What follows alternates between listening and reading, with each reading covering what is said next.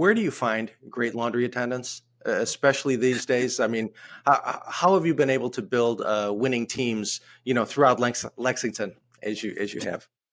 Well, we pay better than any of the other laundromats around here, first and foremost, and plus our attendants get commission on every wash dry fold they do, and by word of mouth, we get a lot of employees by word of mouth.